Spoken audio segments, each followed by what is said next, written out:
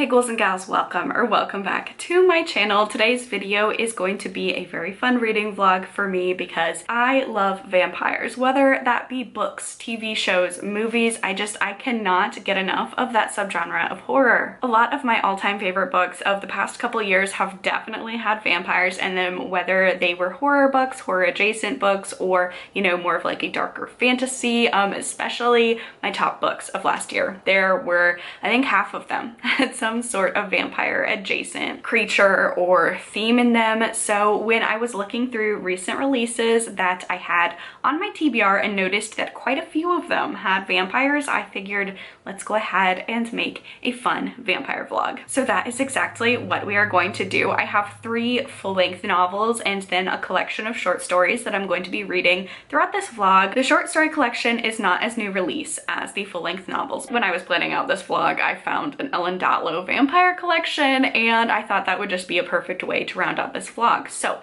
let's discuss the books that we are going to be reading. The first book on my TBR is Thirst by Marina Yuszcuk, and this is translated by Cleary. This is a literary gothic horror about a vampire. Thirst takes place across 2 different time periods, 2 women confronting fear, loneliness, mortality, and a haunting yearning that will not let them rest. That one I have via audiobook, so I'll be listening to that one. The next book is Physical, and this is also a fantasy novel. So first one was horror, this one is fantasy. This one is A Tempest of Tea by Hafsah, Faizal, and this one is, I believe it's got like kind of heist vibes. It's the first book in a fantasy duology that's teeming with romance and revenge, led by an orphan girl willing to do whatever it takes to save her self-made kingdom. It's dark, action-packed, and swoon-worthy. This says it has all of the thrills of an Ocean's 11 level heist with a fun, historically themed setting and also vampires. So we have this book to add a little bit of fantasy to the TBR. And then my last book that I have is The Gathering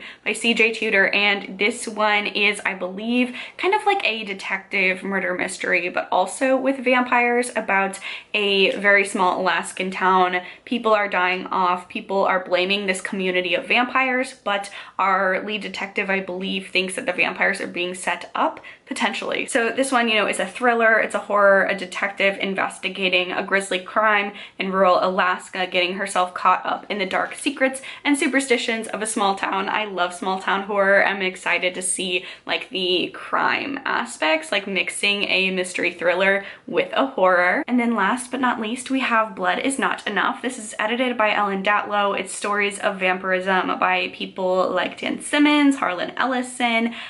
So that one I just figured would be a fun short story collection to read in between my 3 vampire books. As you can probably see, the vampire books that I'm picking, they're all very different genres. We have a literary horror, we have a fantasy, we have a crime thriller. So I'm excited to sink my teeth, have a little dad pun there, into this vampire reading vlog. But I'm going to get started on the first book. I think it's gonna be Thirst, but you'll see in the next clip, and I will talk to y'all later with another reading update.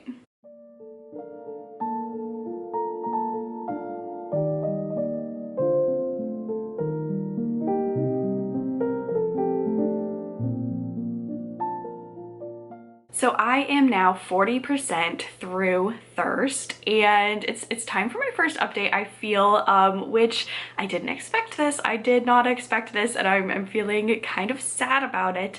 40% of the way through Thirst, and it's okay. And normally it would be okay in a way where I wouldn't really have too much to comment on it, too much to say about it. Definitely not any like negative remarks about it. However, this is one of my most anticipated books of the year, and I'm not loving it. I thought that I was going to absolutely love this one, fly through it. So this was definitely not the 40% of the way update that I was anticipating giving, but so far it's okay. Today is definitely like a very stormy, rainy, dreary day. So perfect day to read some vampire gothic fiction. So I will continue on with it. I am switching from the audiobook to the ebook and see if that impacts my enjoyment of it in any way. I had chosen audiobook for Thirst because normally like very character driven literary horror, I tend to enjoy an audiobook. So for the next half of the book, or not technically half, but 60% of the book, we're gonna try the ebook and see if that impacts my enjoyment at all. But yeah, 40% of the way through, it's good. The writing is good. It's very gothic, character driven, literary. It's not grabbing my attention. I thought once I sat down and started reading it, I wouldn't be able to put it down. That's definitely not the case, but that's not to say that it's not a good book either. It's just unfortunately not gripping me as much as I thought. And you know, definitely at this point in time, that's on me, not the book. I definitely was comparing it to, and you know, I had seen comparisons to books like Woman Eating and Woman Eating by, I think, Claire Coda. That's the author's name, I think. That was one of my favorite books of not last year, but the year before. So me going into this already comparing it with some of my favorite books just wasn't the move, but that's okay. We are going to change around our expectations, try that ebook like I mentioned, really get into the ambiance. We're gonna put on an ambiance, we're going to read. It's gonna be stormy and rainy and really nice reading weather outside, so we're gonna focus on that. So we will see how that goes. I'm also going to pick up my first short story in the Ellen Datlow collection, and the first one is Carry On Comfort by Dan Simmons, and this one I've actually heard about outside of this collection, so fingers crossed. I've tried a Dan Simmons before and DNF'd it just because I was trying to read it for a readathon, and if you know anything about Dan Simmons books, that was just a very bad idea because his books are very, very lengthy. So I have a feeling that this shorter form short story might work a little better for me. So I will continue on reading Thirst, pick up Carry On Comfort, and the next update, I hope it's a little more positive. But I'm going to go get to reading, enjoy this really glorious reading weather, and I will talk to y'all later with another reading update.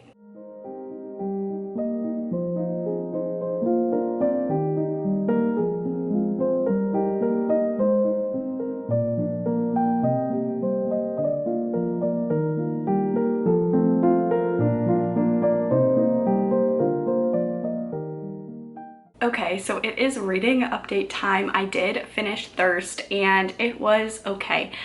So definitely not like a bad review, but definitely not the 5-star, potentially like one of the favorite books of the year that I was anticipating for this one, which was unfortunate. I guess I should have known going in, because the two books that get comped to this one a lot that I noticed in a lot of reviews were Woman Eating, which I really loved, but then also A Certain Hunger, which I didn't care for so much, which I also had very similar feelings towards, in that I liked the premise, I liked the idea of it, I liked the beginning, but just it didn't quite work in terms of execution. So this one definitely feels very much like literary fiction with vampires in. So I would even recommend this to people who really love like Utessa Moshfegh and like the sad girl lit, like that whole subgenre of literary fiction. I think if you tend to like that, and if you tend to not like speculative or horror fiction so much, and you are looking for a book for like spooky season, I think this would be a really good book for that. I thought this was beautifully written. There were quotes in here that I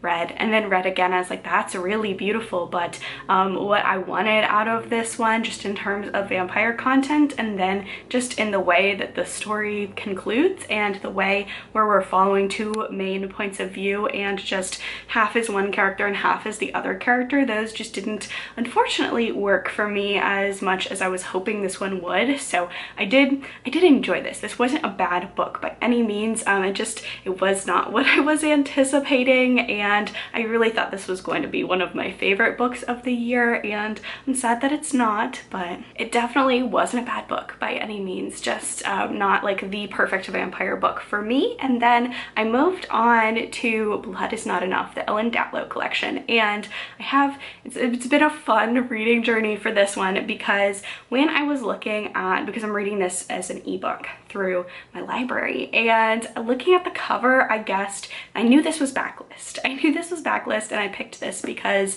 I notice in my reading, I tend to really prioritize new releases, and I would like to supplement that reading with more backlist. I definitely think before I got started on BookTube, and even just like interacting with bookish spaces online, I definitely read more backlist than like brand new releases, and that's really flip-flopped. So I chose this short story story collection. I had kind of assumed, just based on the cover design, that this came out in the 2010s. So you can imagine my surprise when I started in on Carrion Comfort, which was the first short story by Dan Simmons. I think I mentioned that I had heard of that before, and I had, but the note that Ellen Datlow has at the beginning is, Simmons has since expanded this novelette into a novel as yet unpublished. So I read that and I went, wait a minute, I have heard so many things about Carrion Comfort as like a more modern vampire classic. It gets brought up a lot in vampire books. I have not read it yet.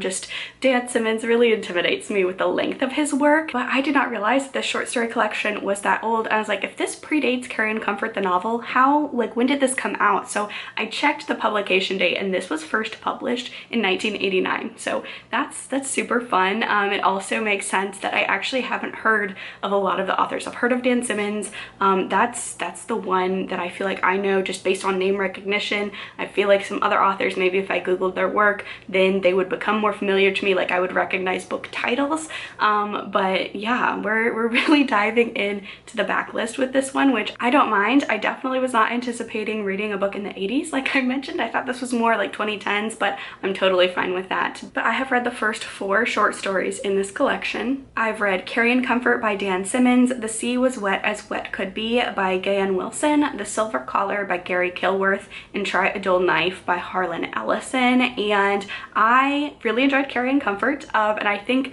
I'm way more intrigued to pick up the full-length novel because I read the short story and I was like, oh, this is really fascinating. And so I'll definitely maybe be picking that up later on this year. So I've officially finished my first Dan Simmons, and I feel like it's less intimidating now to dive into one of his full-length novels. Especially, I might do Carrion Comfort first before picking up The Terror or anything like that, because Carrion Comfort, like, I'm already familiar with the story, so I enjoyed that one. I also really enjoyed The Sea Was Wet as Wet Could Be by Gayan Wilson, and this one was like kind of, it was inspired a little bit by Alice in Wonderland, and I thought just the way, it was like a perfect short story. Sometimes in short stories, I'm reading the concept and I like it, I'm like, I want more. And this one was just like a perfect short story, just in terms of like referencing another source and the pacing and all of that. I think that one is honestly my favorite so far, and then the other 2 weren't necessarily bad. My least favorite was actually Try a Dull Knife by Harlan Ellison, which I feel like, just based on Ellen Datlow's notes and then the author's own notes, I feel like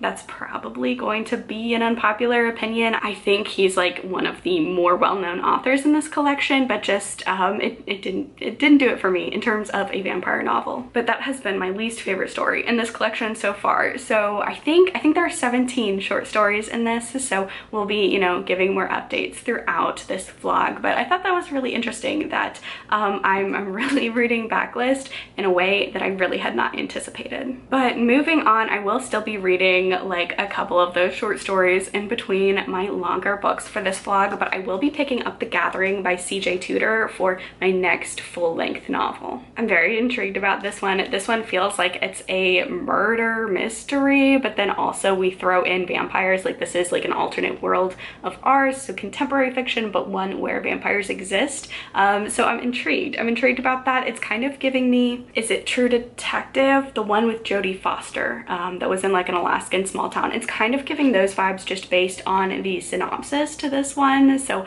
I'm intrigued. I love small town horror, and I think perhaps this one I probably would have preferred maybe to read it seasonally. This feels like it's going to be a very seasonal read because of the snowy setting, and also because I feel like Alaska is kind of popular for vampire fiction, or that area of the globe, because there are like lots of days where there is no sunlight. So I'm intrigued to pick up this one. I have read I think a couple things by CJ Tudor now, and I'm pretty evenly split on ones I enjoyed and ones that just weren't for me. So I am intrigued to see her take on vampires. So I'm going to go crack into this one, and I will check back in with another reading update a little bit later.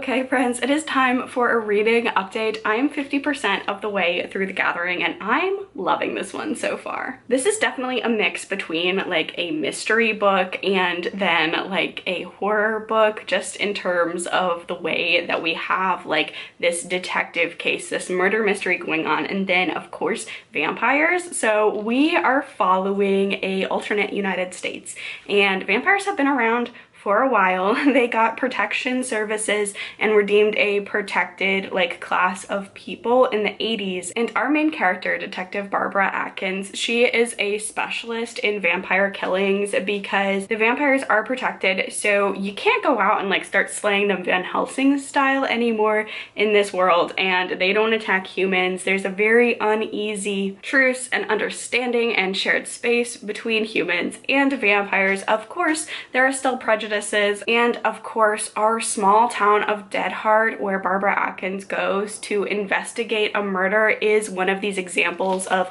a colony of vampires and humans living together in near proximity, and tensions are high. Barbara is called to the small town of Dead Heart because there has been a killing and it looks like a vampire has killed this young boy. Now, before anyone in the town can go seek vigilante justice on the vampire that was deemed responsible, because they haven't found out who killed him, it just looks like a vampire, she has to go and investigate and figure out if this is actually a vampire killing or not, because if it is like a rogue vampire gone bad, or if it's like a whole colony of vampires attacking people, then she has the jurisdiction to authorize a culling, which is to get rid of all the vampires in this area. Obviously, that's a last resort, but the people in this town, you know, very understandably so, want justice and want justice now, and because they think this is a cut and dry case, they want to take justice into their own hands and are increasingly agitated at Barbara trying to figure out if maybe one of them did it instead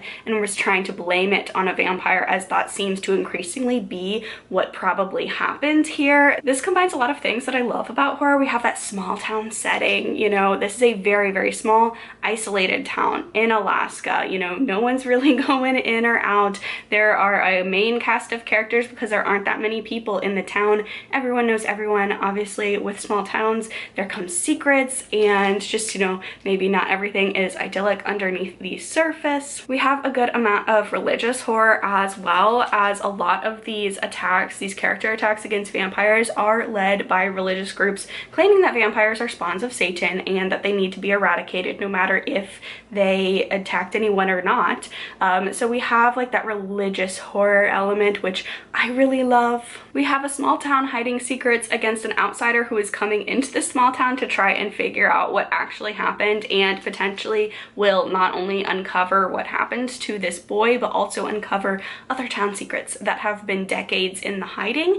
And I don't typically love mysteries where we're following a police officer. I really don't care to read about main characters who are cops. The only exception I would say is main characters who are like detectives or officers, where it is a very small town and the role of sheriff or something like that is more of like an appointed thing, like that the town needs to have, rather than like a cop city police force, because I just don't care to read about protagonists in that line of work usually. That's just my personal preference, but this one I really enjoy. It's funny because in a lot of ways this one reminds me of the Mike Flanagan and Netflix original series Midnight Mass, where we are following another small isolated town that is being attacked by vampires. Very different like execution, but that isolated small town vibe, and I liked the sheriff character in that book as well. So like that's the only kind of like cop main character that I can appreciate, or not appreciate, but just like enjoy reading from. So I'm really enjoying this. I am like halfway of the way through, and I like had to physically stop reading this and put the book away from me so that I wouldn't finish it all last night, because I wanted to come on and give a 50% of the way update. I feel like I know some of the answers. I also feel like there are going to be twists in here as well, so I'm eagerly anticipating like what's going to happen. The tensions are rising. I feel at this point in the book that I'm at, like everything is going to spark to a head real soon, so I am really excited to keep on reading this one. I am feeling feeling very lucky, very happy that this book is going a lot better for me than my first book that I finished this vlog, but I am going to go finish this and I cannot wait to hop back on here and let y'all know what I thought about The Gathering.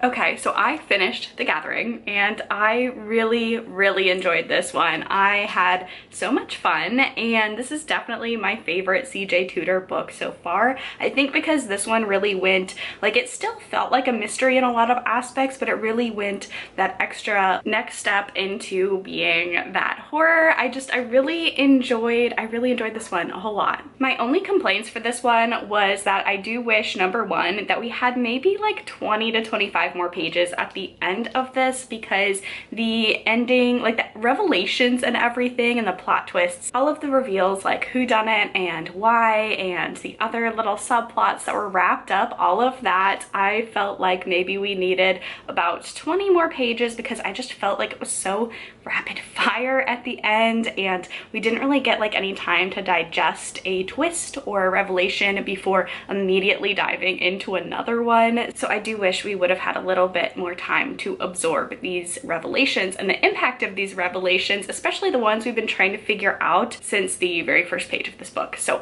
I enjoyed it. I just, you know, wish the ending was a little bit more drawn out. And then the second complaint that I did have with this book was that even though for the most part I enjoyed the fact that our main character Barbara is a very like unstereotypical main character, she's a little bit older and you generally don't seem to, I feel like, read as many more mature female main characters in like horror or thrillers. I feel like that's starting to change, but just like that perspective and her being like this really cool like main character in like the forefront and not a side character, that was really cool. She's also a lesbian and she doesn't fit like the standards of attractiveness. Now that is where I have my complaints, because Barbara is not a thin woman and she says at multiple points, and at some points I was like, okay, it doesn't feel like this is the author, it just feels like, you know, sometimes characters can think problematic things and that's not necessarily that the author's problematic or anything like that, but her weight was constantly being brought up. Like every single character, when someone would say, oh, you know Barbara, and they'd be like, oh, the fat detective that came in, like it just felt very strange to be using that, and not that fat is a bad word, it's just a descriptor word, but the way these characters were all using it as a, oh, she could stand to lose weight, oh, she's overweight, she doesn't look like a cop. It was really weird that that was like the first thing any single character, all of the characters that we like read from that aren't Barbara, that interact with her, like have that first impression, which is just, I could see some characters, you know, having that reaction because, you know, people are diverse and their prejudices and experiences could be different. So obviously some people may look at her more unfavorably than other people, but it was every single character. And then the one that really bothered me was there's like a chase scene. It's high action, it's very intense, it's like a very gripping page turning scene and important things are happening, important decisions are being made. And in the middle of it all, Barbara's like, I could stand to cut the carbs. What? And so while it is super cool that we got this main character that is older and that she's not like a young, pretty, thin, straight, stereotypically attractive woman, I did not love that a huge part of her character and her internal dialogue was constantly being so cruel to herself, and then every other character was so cruel to her about her weight as well, that just, it really took me out of the narrative. I'm like, let's read about vampires. There are murders happening. There are like more important things to be worrying about than what this woman is eating. So that was bizarre. That was bizarre because it was a lot, and it was just, it crept up in scenes where it felt like it just totally took me out of the pacing. So those were my two complaints with this one, but overall loved it. Religious horror, more small town vibes. There's a close-knit community with a lot of secrets and outsiders coming in trying to figure out some mysteries and in turn uncover like these bigger town secrets. And then of course we have vampires. So there's a lot to love about this one, as well as an epilogue that I have a lot of thoughts about that I don't want to share for fear of spoilers. But overall, while I had a few small gripes about this one, I really enjoyed this one overall, and it definitely makes me more excited to pick up more by CJ Tudor. I had mentioned before this is an author where I had a mixed track record on, but this by far was my favorite from this author. I do not have an update on the short story collection. I've been trying the past couple days to work through this one short story, and I think I might just DNF that one and move on to the next because I'm not enjoying it, and I feel like that's okay with a short story collection if it's just really not clicking with you to just move on to the next. So my next reading update, I will have an update about my next full-length book as well as the short story collection. I have not forgotten about it, just I haven't had a reading update for that one in quite some time. But because we finished The Gathering, it's time to pick up the third and final new release vampire book in this vlog, and that will be A Tempest of Tea by Hafsah Faizal. This one is like, I feel like the most different out of all of the books that I'm reading, because the other two full-length, they were a literary horror and like a mystery horror respectively, and the short story collection that I'm reading is definitely leaning more horror as well. But this one is a fantasy, and I'm super excited to dive into it. I have heard great things about this author, and this is my first book of hers that I'm picking up, so very excited. I am going to go get to reading. It's gonna be a lazy day for me today. I have the worst cramps, so it is definitely curl up on the couch with a heating pad and a book type of day. So that is what I'm going to do. I'm gonna go ahead and start this one, and I will talk to y'all later with another reading update.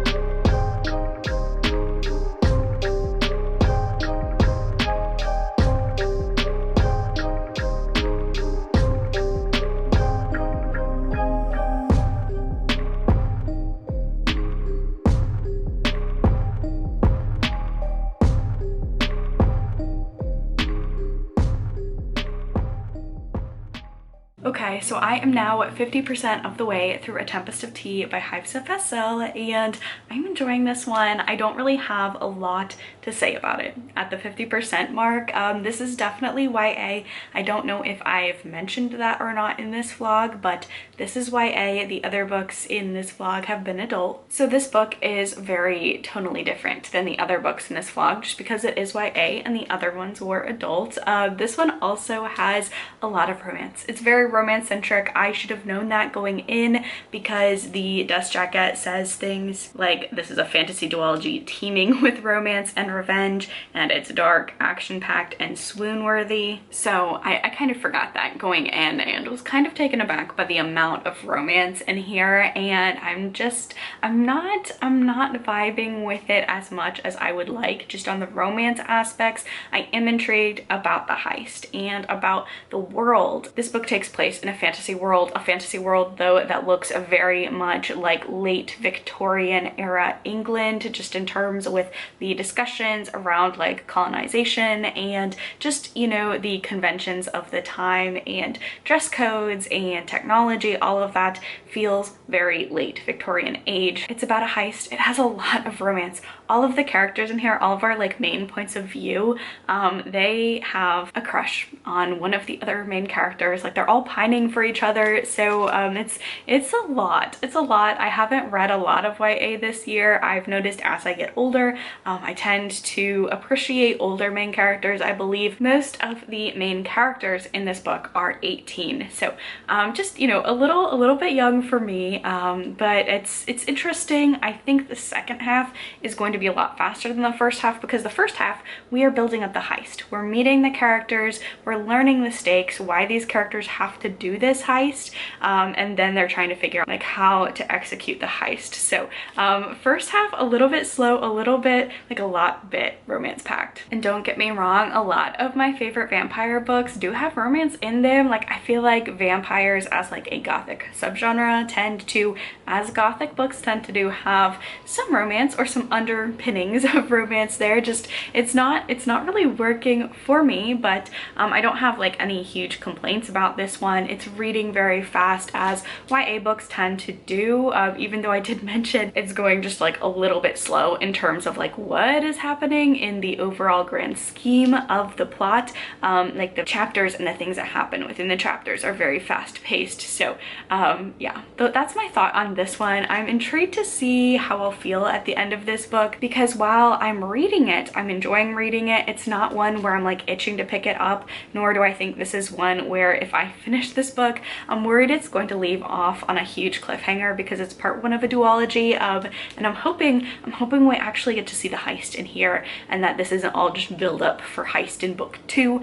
That would be disappointing for me. So I'm curious to see how the last 50% of this book is going to go. It's a very fascinating world, but just it does feel very YA, and obviously that is not a slight against this book because it is YA. I just don't generally tend to read YA, so this is definitely leaning towards the fantasy vampire aspect of it rather than horror. So with all of that being said, you know, we'll see how the last 50% of this book goes. And then I've also been reading Blood Is Not Enough. The middle of this collection has been very, very uneven for me, if I'm being quite honest. So I've read Varicose Worms by Scott Baker. That was the one that I was mentioning that took me such a long time to get through, and I didn't click with it. We have Lazarus by Leonid Andreev, The Chame by Harvey Jacobs, Return of the Dust Vampires by S.N. Dyer, Good Kids by Edward Bryant, and The Girl with the Hungry Eyes by Fritz Lieber. And I think overall this middle section a little bit weaker than the first part of this book, but my favorites, I really enjoyed Good Kids by Edward Bryant. That was the standout for me in this section. I just thought that one was a whole lot of fun. It felt a little bit like an adult version of Goosebumps, just with like the plot and the characters and all of that. So I had a lot of fun with that one. And then like my second two favorites, I would say, were The Girl with the Hungry Eyes by Fritz Lieber and Le Chime by Harvey Jacobs. And then the other ones, I didn't really care for them too much. So I'm about 65% of the way through this one. So the next reading update is going to be the last of this vlog, which is crazy, but that'll be finishing out the last couple of stories in this collection, and then also finishing up Tempest of Tea and letting you know my final thoughts. So I'm gonna go get back to reading, and I will check back in later with another reading update to conclude this vlog.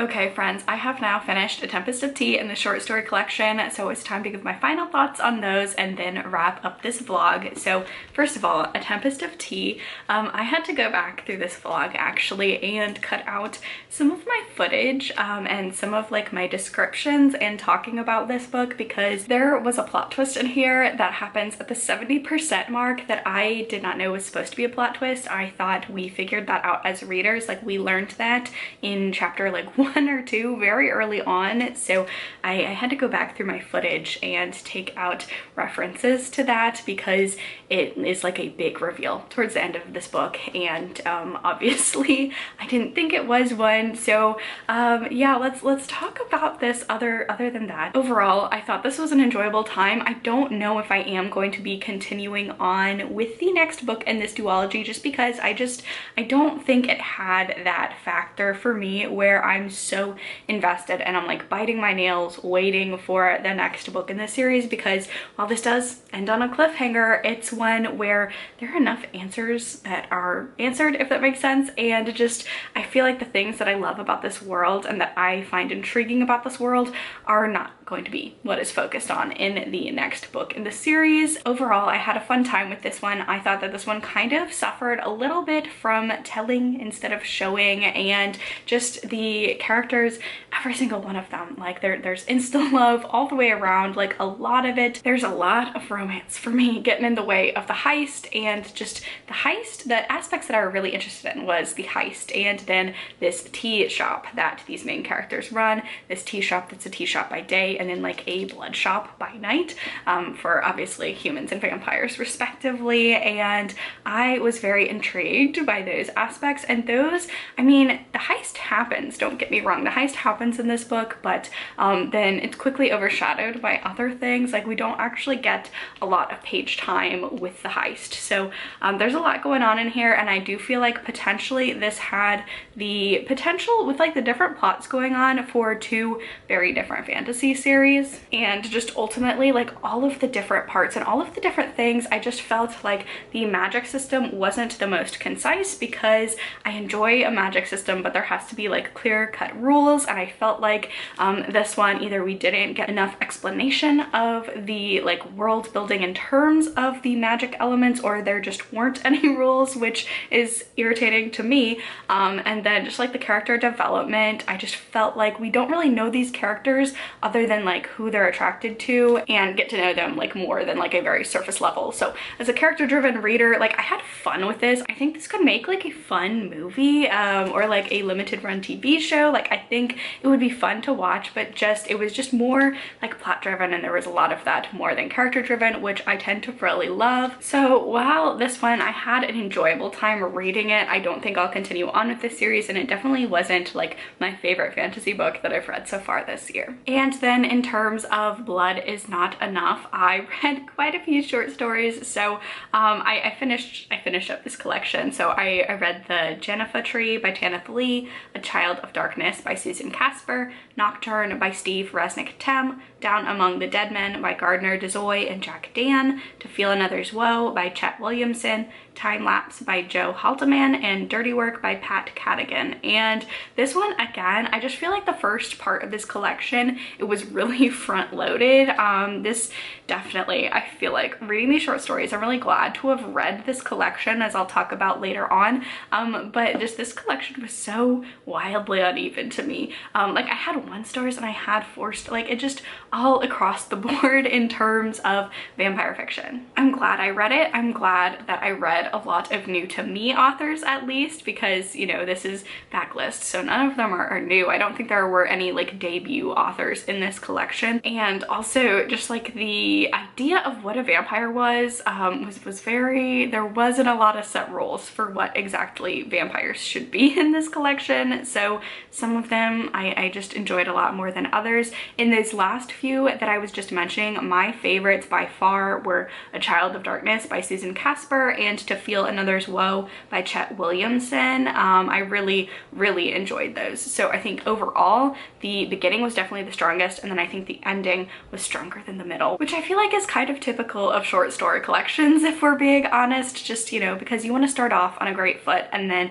you want to end out with a bang. So yeah, my biggest takeaway from this collection is that I am so so excited with like the future of vampire fiction because I won't name any names, but when I was reading some of the author's notes from their stories, they're like, oh, I wanted something new and different because vampires are old, vampires are tired, vampires aren't interesting. I was like, no, no, no, no, no. Vampires are still very much interesting, and there's a lot of vampire fiction that's being published, you know, this year in 2024 that do prescribe to very much stereotypical like vampire lore that's still new and fresh and exciting. So that's not it, but it was definitely interesting to see just like what aspects of vampirism people find most scary, right? So I definitely there were some standouts in this collection, and there were some works that I really did not vibe with, but overall I'm excited that I read this one because I read Dan Simmons and I really enjoyed it, and so now I'm excited to move on to his full-length work, which I mentioned earlier was very intimidating for me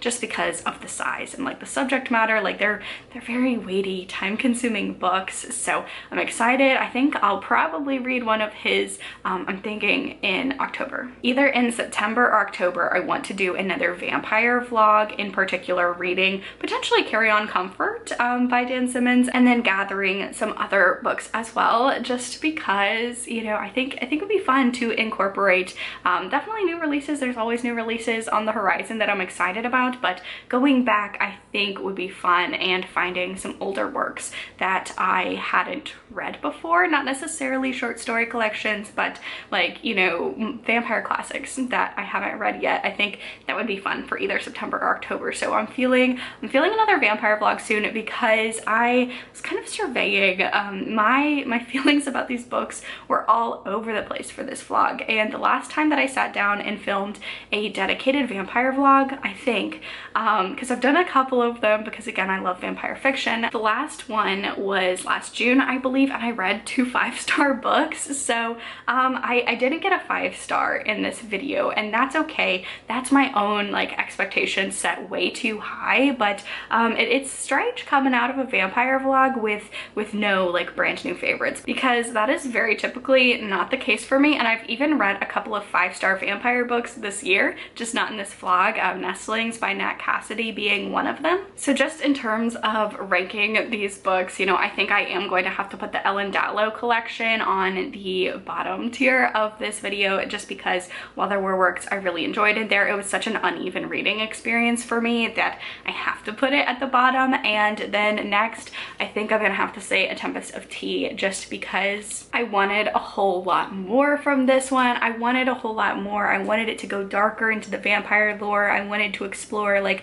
the tea shop, and just because I felt like I couldn't connect with like any of the characters in terms of them being like more than stereotypical characters, and just the amount of insta-love romance in here. Just this one was enjoyable to read. Don't get me wrong, this is by no means a bad book, but just I think this one is probably going to be the most forgettable on this list in terms of the full-length novels. And then next we have Thirst, and the more I sit on this one, the more I do like it. Again, I think I was just a little bit disappointed in thinking it was going to be my favorite book of the year, and then just it being okay. So I thought this one was so beautifully written. The writing in this one is the most poetic out of any book in this vlog. So if you enjoy literary fiction, if you enjoy very poetic prose and just like sad girl literature, I don't know another way to describe it, but I definitely think it has those very melancholy, literary, a little bit gothic horror in there. So